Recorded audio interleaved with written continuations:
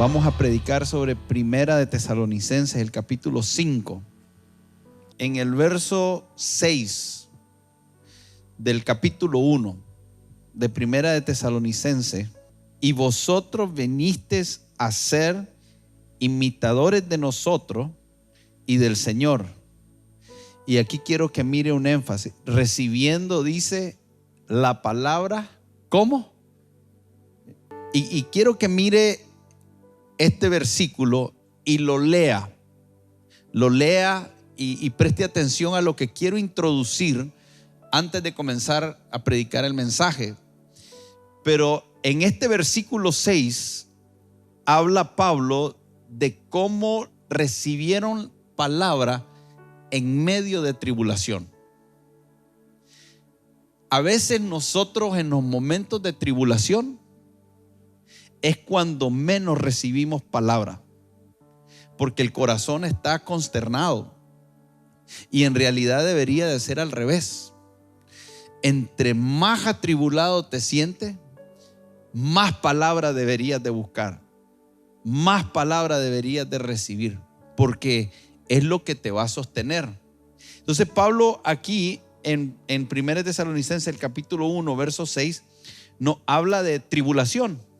Y como usted sabe que es una carta que tiene un principio y un fin, en el capítulo 2, el verso 2, él vuelve a hablar de momentos difíciles y dice: pues habiendo antes padecido y sido ultrajado en Filipo, como sabéis, tuvimos denuedo, dice, de nuestro Dios para anunciar el evangelio de Dios en medio de gran oposición. Le habla a los tesalonicenses de que ellos recibieron la palabra en medio de tribulación. Pero Pablo dice que ellos anunciaron el evangelio en medio de gran oposición. Y esto nos comienza a colocar que en la carta él está hablando de situaciones adversas. En el capítulo 3, el verso 3, dice, déjeme leerlo desde el verso 2, dice: y enviamos a Timoteo, nuestro hermano, servidor de Dios y colaborador nuestro en el evangelio de Cristo, para confirmaros y exhortaros respecto a vuestra fe, a fin de que nadie se inquiete por estas tribulaciones, porque vosotros mismos sabéis que para esto hemos sido puestos. Voy a hacer una pausa ahí y digiramos esto, porque esta no es palabra de hombre. El evangelio lo recibieron en gran tribulación. El evangelio se anunció en gran oposición. Pero ahora dice aquí que no nos inquietemos cuando tengamos que vivir momentos de tribulación, porque para eso fuimos puestos. Dice el verso 4: pero también estando con vosotros os predecíamos que íbamos a pasar, ¿qué cosa? Tribulación, como ha acontecido, y sabéis. Si saltamos al verso 7, dice: por ello, hermano, en medio de toda nuestra necesidad y aflicción, fuimos consolados de vosotros por medio de vuestra fe. En el capítulo 4, el verso 13, él continúa hablándole a los de Tesalónica y le habla de que cuando tengan a un ser querido que muere, no ignoren algunas cosas que te van a ayudar a sostener en medio de una situación de pérdida. Y dice: ustedes no se entristezcan como los otros que no tienen esperanza. No dice que no debemos de tener tristeza. Lo que dice que nuestra tristeza es diferente a los otros que no tienen esperanza. Y en este contexto también Pablo viene hablando de la venida del Señor. Viene hablando de que el Señor va a regresar por su iglesia en un abrir y cerrar de ojos. Seremos arrebatados y habla de esa venida. Entonces yo quiero que mire en el contexto que se está escribiendo esta carta. Es en un contexto de tribulación, pero también de una esperanza en la venida del Señor. Que cuando el Señor venga, todas esas cosas que hoy vivimos y todas esas tribulaciones que hoy vivimos van a acabar. Entonces la iglesia podía vivir en medio de esas situaciones porque estamos en el mundo y es un mundo injusto donde el Señor dijo que tendríamos aflicciones, pero es importante mantener la mirada en el que era, el que es y el que ha de venir. Ese es el contexto. Y ahora en el verso 12, Pablo dice: os rogamos, hermanos, después de que viene diciendo todo esto, dice: reconozcan a los que trabajan entre vosotros y os presiden en el Señor y os amonestan, y que los tengáis en mucha estima y amor por causa de su obra. Tened paz entre vosotros. Tenemos que aprender a tener paz entre nosotros. Esa paz entre nosotros es una paz que debemos de tener como iglesia, pero que debemos de tener como familia. Una paz en la familia. Cuando él dice tengan paz entre vosotros, está diciendo tengan paz en la familia, tengan paz entre sus amistades, tengan paz entre los hermanos y la iglesia. Tengan paz. Dice: también os rogamos. O sea, el primer ruego es que reconozcan a los que trabajan y presiden. Lo que él dice es que tengamos paz. Pareciera ser, no puedo con toda la certeza decirlo, pero pareciera ser que el consejo de Pablo está dirigido porque en medio de las tribulaciones y en medio de todas las cosas, de la oposición y de todo lo que está aconteciendo, se estaba perdiendo la paz en la iglesia. Y esa paz que se estaba perdiendo en la iglesia era entre los miembros y también en los que dirigían. Entonces él está diciendo: tienen que aprender a tener paz. Y esa paz habla de orden. Tienen que aprender a vivir en orden. Por eso es que dice que también os rogamos, dice, hermanos, que amonestéis a los ociosos. Por eso es que puedo decir lo que estoy diciendo. La paz es orden y los ociosos causan desorden. En una familia, en un hogar donde hay una persona que es responsable de todo y el resto está ocioso, va a haber conflicto. Pero en una familia donde todos caminan en una misma dirección, donde todos asumen su parte, donde todos buscan el bien de todos, el bien en común, allí va a haber paz. Porque va a haber conflicto en aquellos lugares donde no se está tratando de encontrar el bien común. Entonces dice que hay que amonestar, y esa palabra amonestar es dar instrucción. O sea, la mejor manera de amonestar a alguien es darle instrucción, es enseñar, es aconsejar, es advertir respecto al comportamiento de alguien. O sea, no es castigo. Dice, al que está ocioso, al que no está haciendo nada, al que no está trayendo orden, lo que le tenés que traer primeramente es una enseñanza.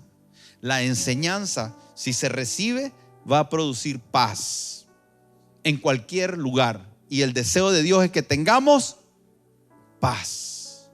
Mucha de la falta de paz que tenemos en cualquier área que sea ¿Es porque estamos carentes de instrucción o porque se nos dio la instrucción pero no estamos aplicando la instrucción? Si en el área financiera usted no tiene paz, es posible, no es posible, es seguro que lo que usted necesita es una dirección financiera, ya sea de una administración financiera correcta, o usted requiere una enseñanza acerca de cómo funciona la prosperidad en el reino de los cielos, y sabemos que eso es a través de los diezmos y las ofrendas. Pero mire qué interesante, porque la amonestación no le corresponde a los pastores. Esto está hablando de todos. En el diseño de Dios en la iglesia, nosotros estamos supuestos a enseñarnos mutuamente. Estamos supuestos a amonestarnos mutuamente. O sea, un hijo puede amonestar a su papá si le enseña algo que no sabe. No estoy hablando de colocarse en una posición de autoridad. Te estoy diciendo que aún un hijo puede enseñarnos cosas. Y nosotros los padres tenemos que estar abiertos a la enseñanza de nuestros hijos. Tenemos que estar abiertos a que alguien venga y nos instruya en algo. Parece mentira, pero a muchos se les hace difícil recibir instrucción. Se sienten amenazados, se sienten menospreciados, sienten que no los valoran, sienten que los rebajan. Y eso es orgullo y es un mal entendimiento. Por eso es que a veces cuando alguien te está enseñando algo, tu reacción es: ya lo sabía, y te vas por aquí, te vas por allá. Y si te das cuenta, eso no debería de ser nuestro comportamiento. Entonces, en las tribulaciones, en los momentos de oposición, en los momentos de adversidad, ya estamos lidiando con situaciones difíciles. Lo menos que deberíamos de hacer es provocar que las situaciones se compliquen más. Entonces el Señor dice: tienen que procurar la paz. ¿Y cómo se procura la paz? Si hay que amonestarse, si hay que llamarse la atención, si hay que instruirse, háganlo. Y dice: alentéis a los de poco ánimo. Entonces ahora viene y ya no está hablando de alguien que está ocioso, sino alguien que perdió el ánimo. Entonces nos toca alentarnos. Hoy tú me alentas a mí, mañana te alentaré yo a ti. Esto es lindo en la casa. Nos ha pasado en el matrimonio. Hay momentos que llega tu esposa y te dice: tranquilo, vamos a estar bien. Hay momentos que tú llegas donde tu esposa y dices: tranquilo, vamos a estar bien. Llegaron de los hijos y alentarlos en los momentos de desánimo. Para algunos sus desánimos, para algunos de nuestros hijos, sus desánimos son el tener que estudiar para un examen y decir: no quiero. No importa, pero no importa, no hay que prestarle atención tanto a lo que estemos alentando, sino a que el Señor nos llama a provocar la paz. Y la paz, una de las formas de incentivarla es a través de alentar a los que son de poco ánimo. Dice: que sostengáis a los que son débiles. Ahora, piensen esto, porque esta palabra de sostengáis no está diciendo que a mí me toca cargar a alguien que tiene debilidad.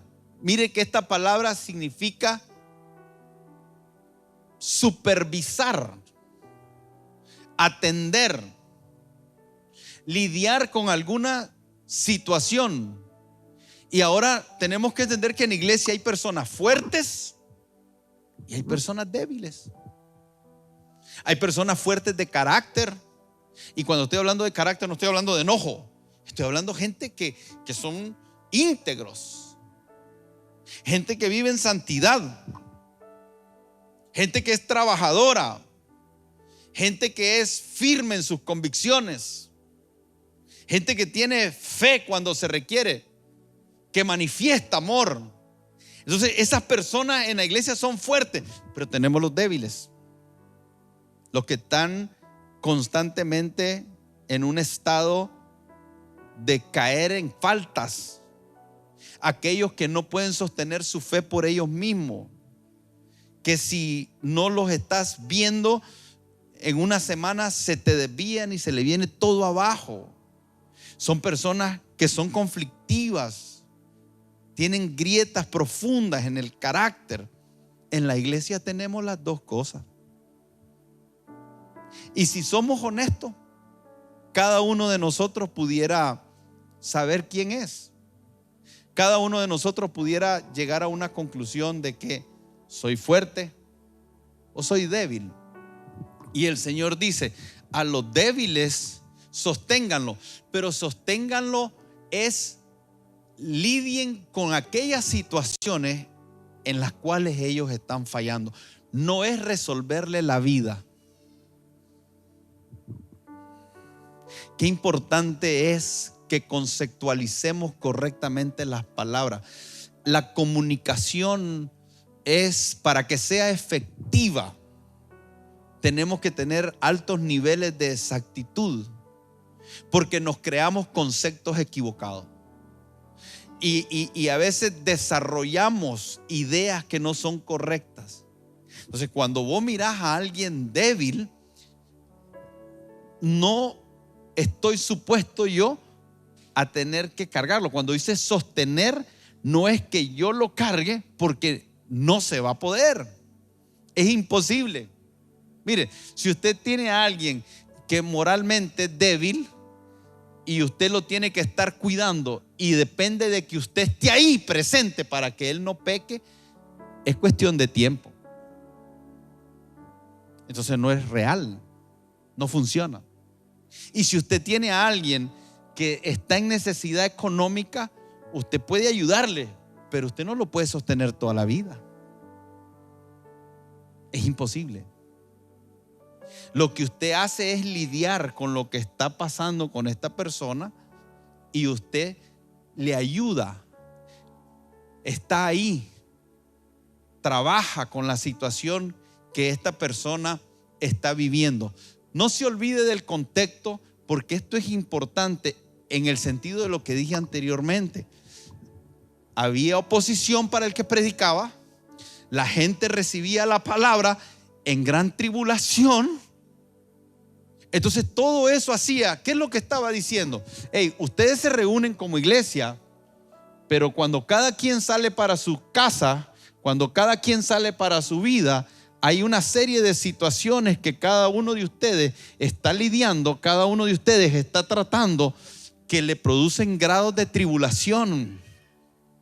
Entonces la idea es que trabajemos en la paz. En medio de la tribulación tenemos que trabajar en buscar la paz.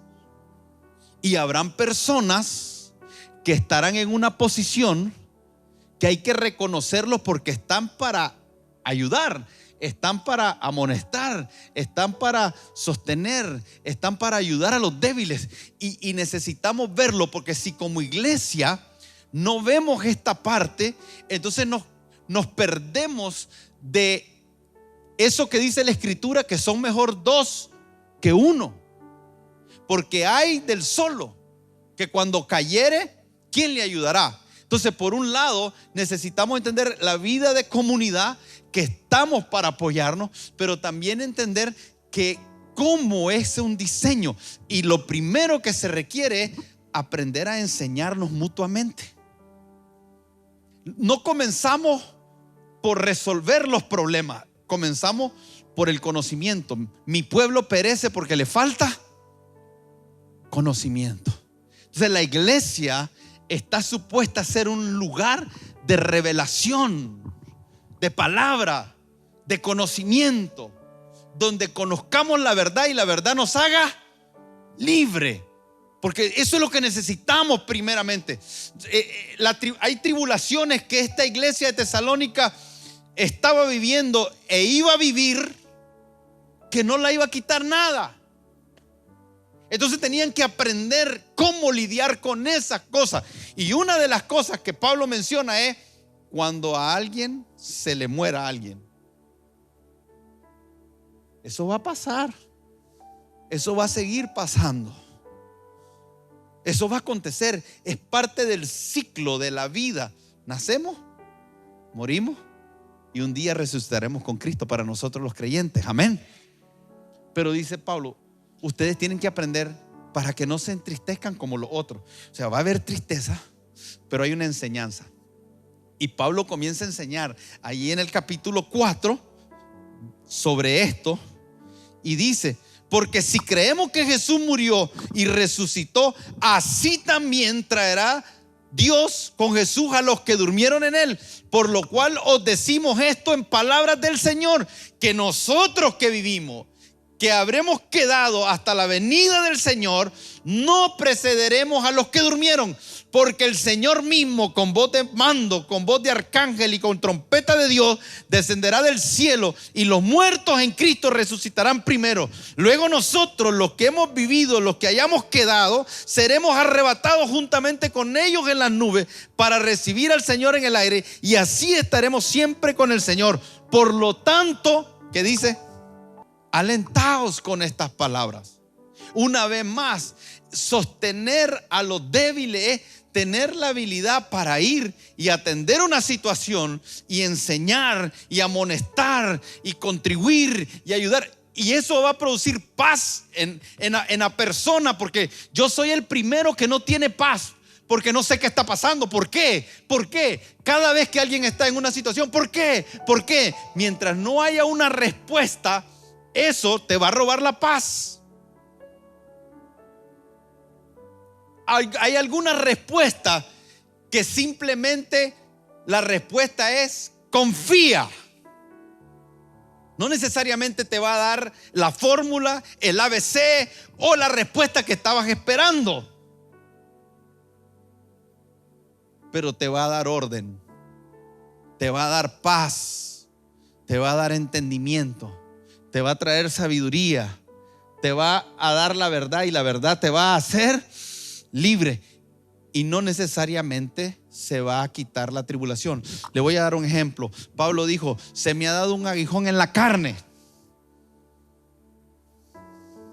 Y he orado al Señor, ¿cuántas veces? Y el Señor me dijo, en realidad le dio una respuesta. El Señor solo le dijo: esto es lo que tenés que hacer con eso. Recibió la dirección, y de ahí para allá él dijo: tengo paz.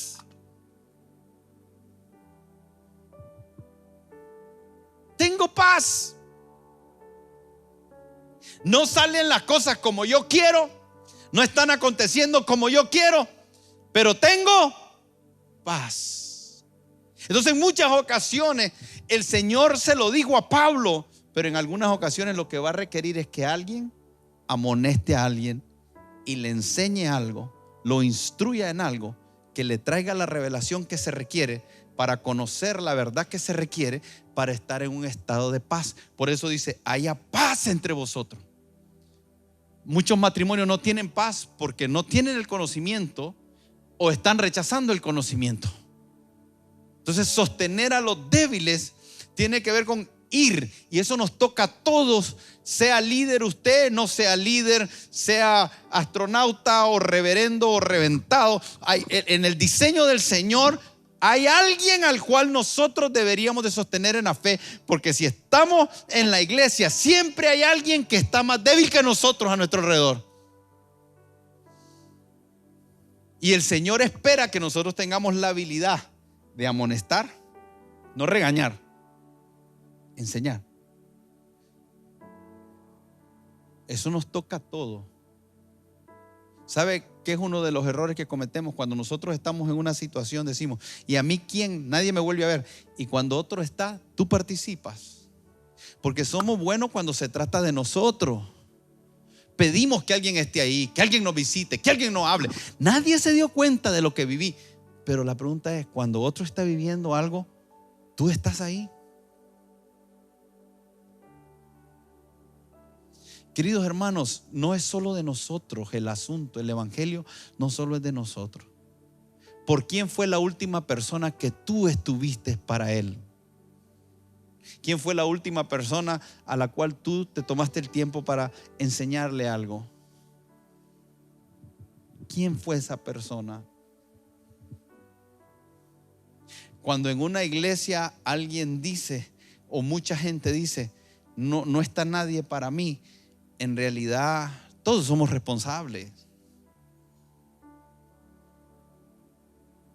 No es un asunto pastoral. Alguien nos hizo creer que el pastor era el único que tenía responsabilidad de estar para todos. Y con esto no me estoy lavando las manos, aunque naturalmente se me están lavando.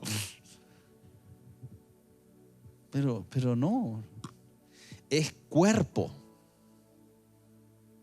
Por eso dice, tengan paz entre ustedes, provoquen la paz. ¿Cómo? Amonestándose. Busquen la paz. ¿Cómo? Amonestándose, alentándose, sosteniéndose y siendo pacientes. Dice, mirad que ninguno pague a otro. ¿Cómo? Yo te pregunto, ¿cómo es usted? Yo sé cómo soy. ¿Y usted cómo es? Cuando alguien te hace mal, ¿cómo reaccionas? ¿Cuál es tu reacción? Esto, hermano, es ABC del cristiano. No paguemos mal al que nos hace mal. Si no, dice, antes seguid siempre. En otras palabras, nosotros debemos de andar detrás, corriendo detrás de lo bueno, unos para con otros y para con todos. Fíjese, para con todos, los que están en el mundo y los que no están en el mundo, los que son cristianos y los que no son cristianos. O sea, esa es una característica nuestra. No es que si aquel no es cristiano, yo lo veo de una forma, y si es cristiano, lo veo de otra forma. No, pagamos bien, aunque nos paguen a nosotros mal. Y aquí dice, estad gozosos. Y mire qué interesante, porque habla en el versículo 13 que tengamos en mucha estima y amor por causa de la obra. El amor es uno de los frutos del Espíritu Santo. Pero también nos dice que estemos en paz entre nosotros. Y la paz es un fruto del Espíritu Santo. Pero nos termina diciendo aquí en el verso 16 que estemos gozosos. Y el gozo también es un fruto del Espíritu. Ahora mire, te está hablando que tenga amor, paz y gozo en medio de tribulación.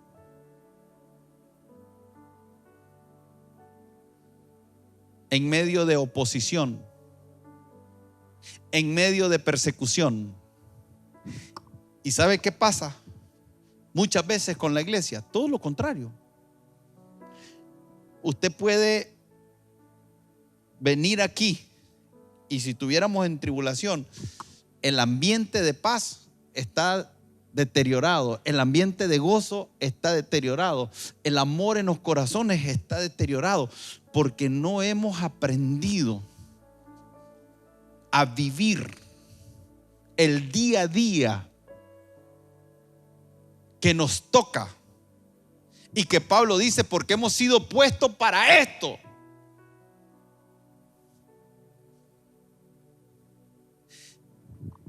¿Sabe qué significa que hemos sido puestos para esto?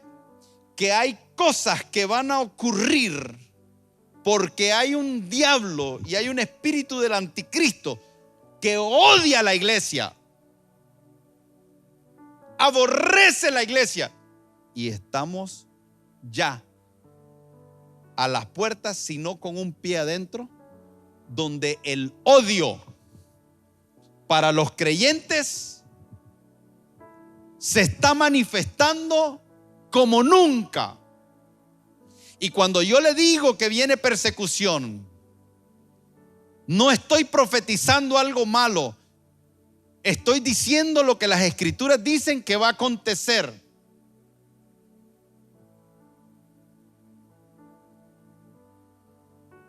Y si la iglesia no aprende a recibir la palabra en medio de tribulación, y si la iglesia no aprende a predicar la palabra en medio de oposición, ¿qué nos queda? Que la iglesia desaparezca. No va a pasar eso, porque el Señor siempre se va a reservar un remanente para Él. Pero usted y yo debemos de ser parte de ese remanente. La Escritura dice que por la maldad el amor de muchos se...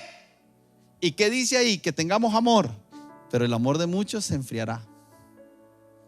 Dice que por causa de la persecución el diablo ahogará la palabra. Entonces ya no la recibes, la palabra, por la persecución, por la tribulación, ya no la recibes. Ese es el peligro que tenemos hoy en día como iglesia. Entonces, si la iglesia no tiene este entendimiento y no nos preparamos para esto, somos vulnerables. Entonces yo tengo que aprender a conocerme. Cuando me estoy alejando del amor, cuando estoy perdiendo la paz, cuando estoy perdiendo el gozo, cuando no estoy funcionando como debería para promover la paz en donde quiera que yo esté. Necesito identificar eso, porque eso es un diagnóstico imprescindible. Necesito poder pasarme la computadora como cuando un carro es llevado a ser inspeccionado y lo conectan a la computadora y te tira y dice: tiene un sensor malo. Y es el sensor de la inyección que lleva la gasolina, y por eso está. Si no sabemos qué es, no corregimos la falla. Entonces, eso es lo que nos está diciendo, que nos está dando entendimiento y luz para que no nos sorprendan estas cosas. Y querido hermano, no sabe lo difícil que es para mí decir esto, porque yo quisiera decirte que no vas a pasar tribulación, que no vas a tener oposición, que no vas a vivir momentos difíciles, que no te va a acontecer nada malo, que nada te va a tocar. O sea, hay un asunto que debemos de entender del evangelio con un nivel de exactitud, que Dios puede librarnos de la muerte, y que Él dice que podemos comer cosas mortíferas y no nos dañarán. Podemos tomar en las manos serpientes, pero eso no quiere decir que no vamos a vivir momentos difíciles. Mi Dios pues suplirá todo lo que nos falta conforme a sus riquezas en gloria. Él va a suplir. Él va a suplir y está comprometido con suplir todo lo que te falta para que cumpla su propósito.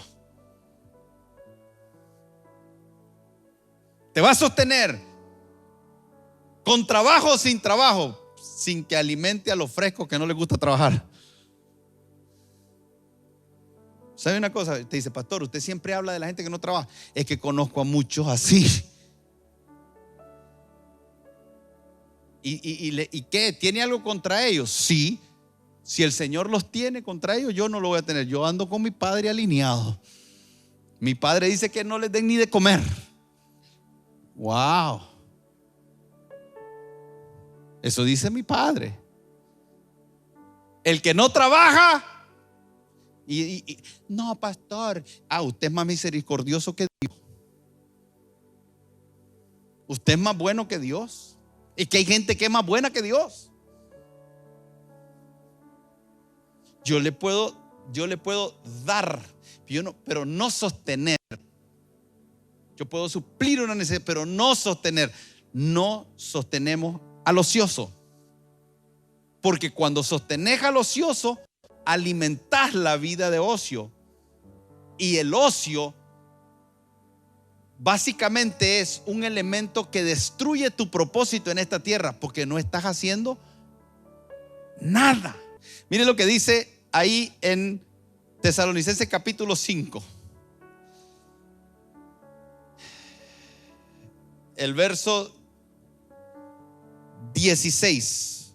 Ahí dice, estad siempre, pero ahora en medio de todo esa, llegando al final de esa carta tesalonicense, ahora Pablo mete, inspirado por el Espíritu Santo, la siguiente frase: ¿cómo usted va a hacer para pagarle bien a alguien que le hace mal si usted no ora? ¿Cómo usted va a hacer para mantener el gozo si usted no ora? ¿Cómo usted va a hacer para mantenerse en paz si usted no ora? ¿Cómo usted va a hacer para corregir a alguien y amonestarlo con instrucción correctamente si usted no ora? ¿Cómo va a sostener al débil si usted está débil? ¿Cómo va a tener paciencia cuando se requiere si usted no ora? Pero necesitamos como nunca entrenarnos como iglesia para poder desarrollar una oración incesante. Pero es la única forma que vamos a entender de qué se trata. Es la única forma que vamos a identificar lo que está pasando con una iglesia en un contexto correcto. Eso nos va a ayudar a identificarnos a nosotros mismos, a saber que lo que nosotros estamos viviendo no es diferente a lo que ellos vivieron, y el consejo para ellos fue efectivo allá. Por eso usted y yo estamos aquí, porque si la iglesia primitiva no hubiese tomado este consejo y se hubiesen desanimado, y en los momentos de persecución, en los momentos de oposición, en los momentos de tribulación se hubiesen desanimado, la iglesia se hubiese desaparecido. Y hoy usted y yo estamos aquí porque hubieron hombres y mujeres que en el tiempo perseveraron a pesar de la oposición. Y eso es válido para padres, que su perseverancia hará que sus hijos y sus nietos no se pierdan.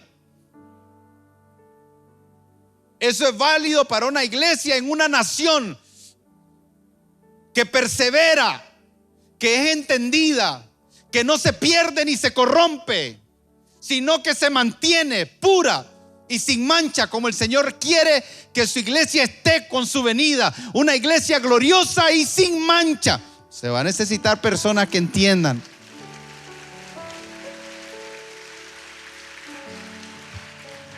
No puede ser una iglesia que de nada termina rindiéndose.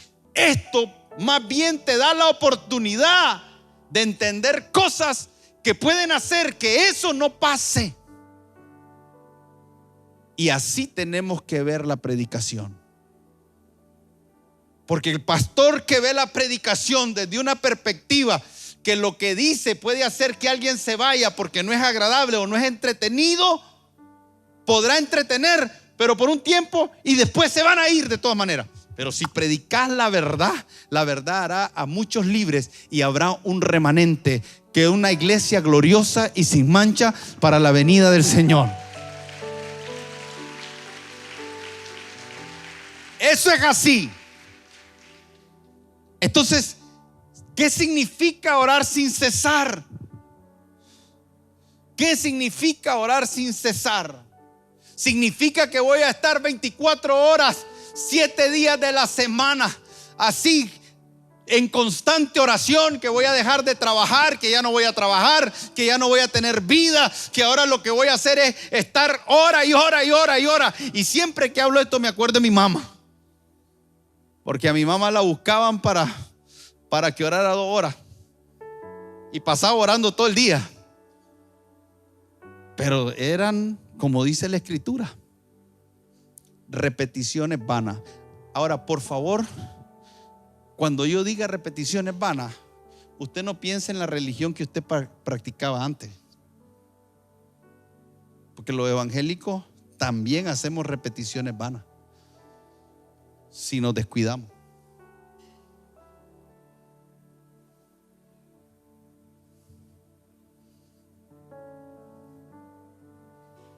Algunos no se dan ni cuenta que si hiciéramos un ejercicio y tu esposa escondido te grabara cuando orás y te grabara por un mes y después revisar las oraciones y todas son las mismas cosas, son repeticiones vanas.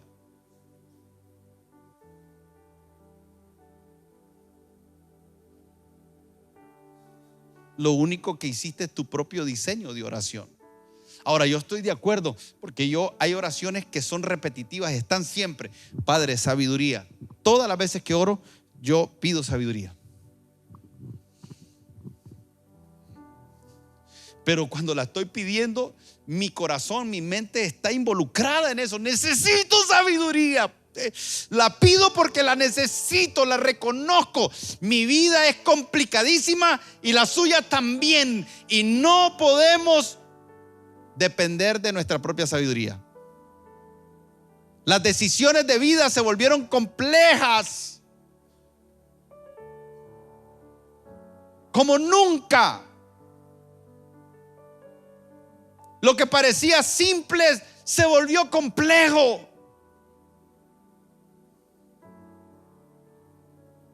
Criar a los hijos siempre requirió sabiduría, pero hoy como nunca. Hacer negocios siempre se requirió sabiduría, pero hoy como nunca.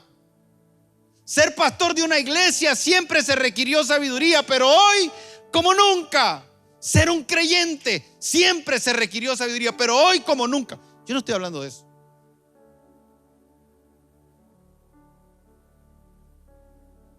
Pero dice orar sin cesar. ¿Qué significa orar sin cesar? Significa sin permitir que intervengan interrupciones. Ahora, pastor, pero acaba de decir que no está diciendo que vamos a pasar 24/7. Entonces, ¿cómo puedo entonces orar sin permitir interrupciones? Orar sin cesar es orar continuamente, orar con constancia, no parar de orar. Entonces, en este contexto que estamos hablando, pastor, ¿qué significa? Si puede anotar estas cosas, anótelas, si no, memorícelas o recuérdelas como usted quiera. Pero orar sin cesar, una oración incesante, es orar teniendo conciencia de que Dios está conmigo todo el tiempo. Yo en la mañana le pedí a Johnson que me acompañara. Y le voy a pedir. Vení. ¿Cuál es la definición en esencia de orar? Dígala. ¿Cuál es la definición más popular que conocemos de orar? ¿O cuál es la definición que usted tiene para orar? Hablar con Dios.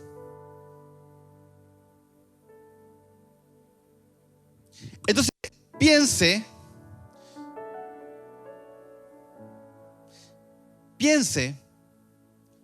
que para hablar con alguien, olvidémonos de los teléfonos ahorita, tenés que tener conciencia de su existencia.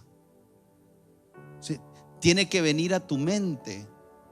Tiene que haber algo en tu corazón que le quieres decir para hablar con alguien. Tiene que haber un pensamiento.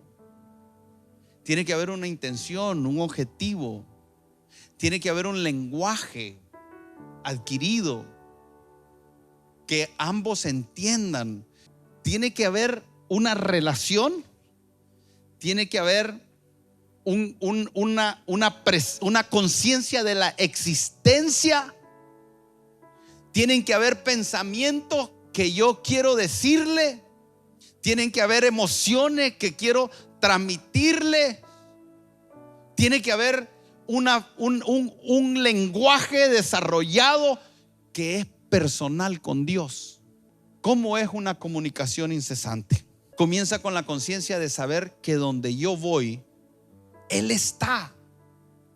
Y no está como algo etéreo, desconectado, está presente. Y ahí tenemos que comenzarnos nosotros a preguntar: ¿cuán consciente yo soy de su presencia?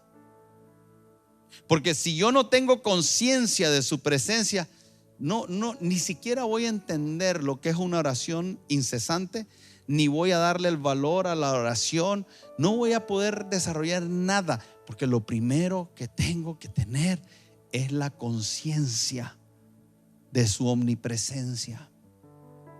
Porque cuando hablamos de oración incesante, estamos hablando de algo ininterrumpido. Si el Señor está presente, entonces nos va a mantener conciencia de su santidad, de su amor, de su paz, de su gozo. La presencia de Dios, estar en una oración incesante va a hacer que Dios te hable, porque la oración incesante no es de mí para Él. Recuerde que es una conversación. Entonces una oración incesante puede ser que yo esté callado, pero Él está hablando.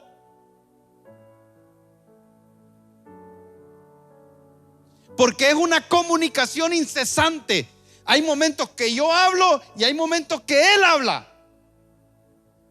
Y hay momentos que estamos callados sin hablar.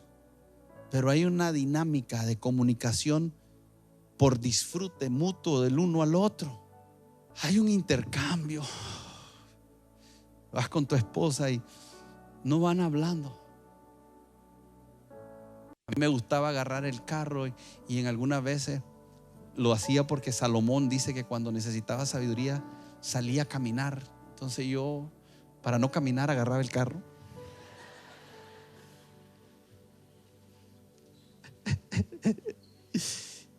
Y agarraba a mi esposa y nos íbamos por carretera Masaya y le íbamos a dar la vuelta y salíamos por allá por Carazo y regresábamos. Me bendecía tanto. Y ahí íbamos los dos sin hablar. Pero era un ambiente de los dos, de una comunicación aún del disfrute. Entonces, para mí hablar de oración incesante significa que a cada momento del día podemos estar en comunión con Dios. Ahora, yo no puedo decirle que yo manejo esto al 100%, pero se me reveló, fíjese, no tiene idea de cómo lo tengo en mi espíritu en este tiempo. Y ando inquieto en mi espíritu. Y si yo logro impartirle esto a usted, ahí vamos. Oración incesante es la habilidad que yo tengo de hacer que mis pensamientos se conviertan en oración. Mire qué cosa, ¿no? Se acuerda de alguien que le hizo algo malo y usted dice, lo mato. Entonces usted ora y dice, Padre, detén mi mano, porque si tú no la detienes,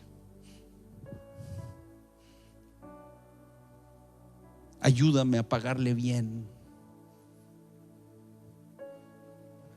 a ese que lo considero un hijo del diablo, pero sé que es hijo tuyo. Muy difícilmente usted se va a amargar. Muy difícilmente usted se va a corromper en su corazón. Muy difícilmente usted va a ser una persona sin paz, sin gozo, sin amor, si todos sus pensamientos, los buenos y los malos, los convierte en oración. Los malos para declarar lo que es correcto delante de Dios, y lo bueno para soltar una palabra que en los ámbitos espirituales haga explosión porque está alineada con la voluntad de Dios. Pero aprendemos a expresar nuestros pensamientos. Hay algunas personas que no expresan sus pensamientos con nadie y están atrapados en su propia maldad, están atrapados en su propia debilidad, están atrapados en su propia confusión, están atrapados en su propia altivez y soberbia, están atrapados en sus temores porque no pueden expresárselo a nadie. Son incapaces siquiera de decírselo a usted mismo. Y el Señor dice: traigan a mí todas vuestras ansiedades. Vengan a mí todos los que están trabajados y cansados. ¿Está alguno atribulado? Haga oración. ¿Está alguno enfermo? Llame a los ancianos. Hay acciones, que son relevantes. Sean conocidas vuestras peticiones delante de Dios. Entonces, orar sin cesar tiene que ver con la capacidad de que yo convierta todas las cosas que acontecen en mi vida en oración. Pastor, ¿cómo hago eso? Abriendo su boca. Hay una oración que es del secreto. Hay una oración que es del secreto. Yo cierro la puerta. Como dice la escritura en Mateo, yo cierro la puerta. Entra a hablar con tu padre que está en secreto. Cierra la puerta. Y lo que hables en secreto, el Señor lo va a recompensar en. Esa es irreemplazable. Yo no estoy diciendo que haga esto y deje de hacer esto. Porque si usted hace aquello y deja de hacer esto, no funciona.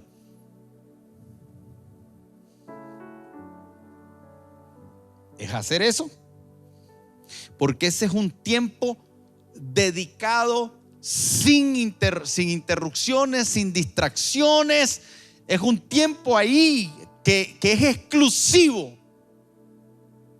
Pero la oración incesante es porque tenemos el día a día de la vida.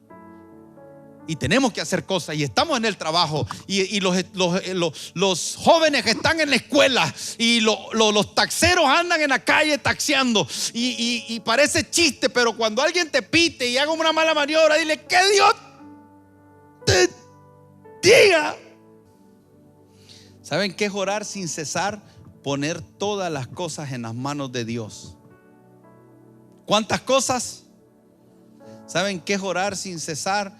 Una dependencia total, continua de Dios en tu corazón. No confías en tus riquezas. Si te sale un negocio, los hombres de negocio muchas veces piensan: ¿cuánto? Hicieron su mira el negocio que hice. Y Dios se puede convertir en una cultura. Espérame, ahí cuando estás sentado en la mesa, en la mente: Señor, se mira bien esto, me gusta, quiero darle, me va a dar.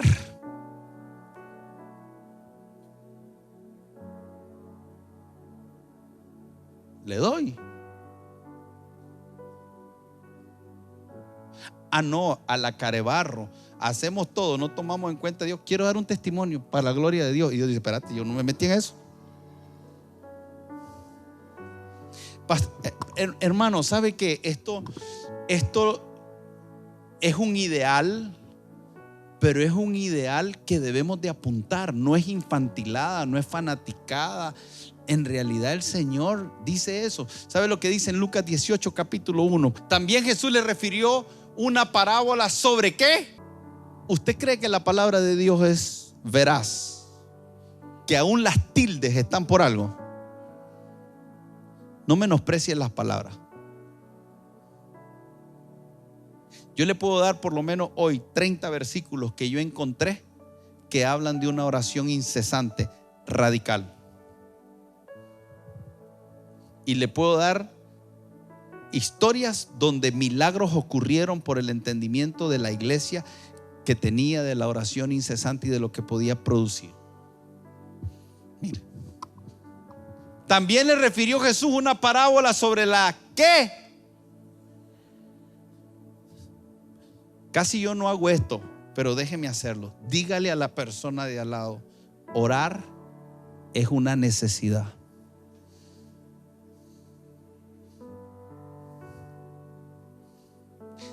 ¿Sabe qué significa una necesidad? Significa obligación. Significa responsabilidad. Por eso cuando dice la Escritura: vuestro Padre sabe de qué tener necesidad, Él está diciendo: hay cosas que son obligación mía. Y por eso en el Padre Nuestro dice: venga tu reino, hágase tu voluntad. El pan, y después dice: y perdona nuestro. O sea, el Padre está diciendo: el pan es una necesidad, y no depende de que me pidas perdón, es una responsabilidad mía. Dios, una necesidad es una responsabilidad, es una obligación. Y Dios dice: yo me obligo a mí mismo a proveerles el pan. Pídanme el pan porque es una necesidad. Yo les voy a suplir. Y el Padre suple una necesidad porque no depende de que algo tenga que hacerse. Entonces aquí lo que dice es que nosotros necesitamos orar. ¿Cuándo? ¿Cuándo? Sin cesar. Siempre, si usted busca la definición, también está dirigido a ininterrumpidamente. Pero voy a cerrar diciendo esto con la escritura. También le refirió Jesús una parábola sobre la necesidad de orar y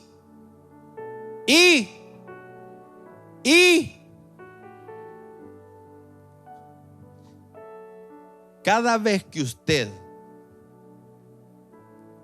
siente desánimo, es porque usted dejó de orar. ¿Sabe lo constante que es? ¿Sabe qué es desánimo? ¿Sabe qué es el ánimo? Perder los deseos, perder las emociones. Eso es desánimo. El desánimo se da en el alma, no en el espíritu. Por eso es que Pablo dice: a la verdad el espíritu está, o sea, estoy dispuesto. ¿Qué significa estar dispuesto? Tengo el ánimo, yo tengo lo que se requiere, vénganse para acá. Pero la carne tiene el ánimo. Pone una cara. Fíjate que no te costó mucho, la tenía bastante, parece.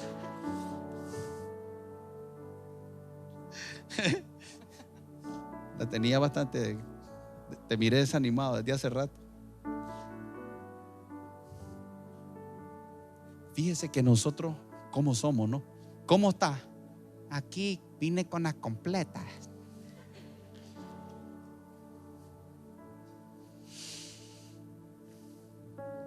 Y la gente constantemente dice: ¿cuántos son líderes aquí? Levanten la mano. ¿Cuántas personas les dicen a ustedes: ay, fíjate que, para serte sincero, he sentido que no quiero seguir? ¿Cuántas veces oyen eso? Levanten la mano los que lo oyen a cada rato. ¿Y qué hace uno?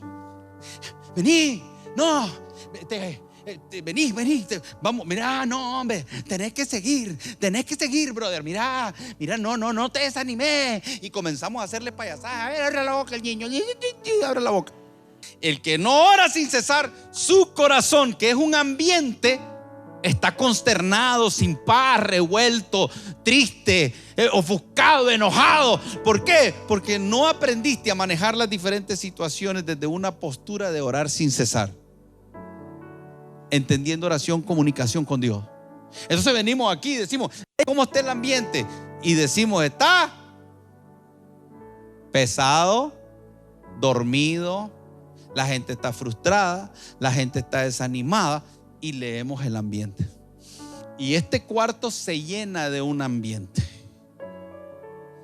Mire, ahora le pregunto, y no me levante la mano: ¿cuántas veces ustedes han venido desanimados, frustrados, enojados? Comenzamos a orar y su ambiente cambia y el ambiente cambia. ¿Cuántos me dicen amén? ¿Por qué? Porque hay una necesidad de orar siempre y no desmayar. Si hay oración continua, incesante, los momentos de desmayo y de ánimo bajo serán inferiores y podrán ser sostenibles. Porque en el momento que sientes el desánimo, lo que el Señor te está diciendo es: ponete a orar. Y allí tenemos herramientas: la oración en lengua, la oración corporativa, la oración individual, la oración que alguien más hace por mí y me impone manos. Pero déjeme decirle algo: nada va a suplantar la oración. Si usted y yo nos queremos sostener, el pecado no vino sin que hayamos dejado a un lado la oración incesante. Nadie puede hacer esto por usted. No hay alternativa, no hay un plan B, no hay un diseño alternativo, no hay otra opción. No hay. Usted quiere terminar la carrera.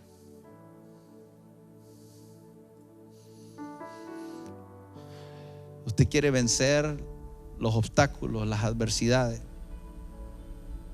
Usted quiere permanecer en fuego por el Señor. Usted quiere servirle al Señor. Usted quiere oír a Dios. Usted quiere que Dios use su boca como una voz profética. Usted quiere paz. Usted quiere orden. En sus finanzas, en su casa, en su matrimonio. Usted quiere gozo. Hay algo que es indispensable: orad sin cesar.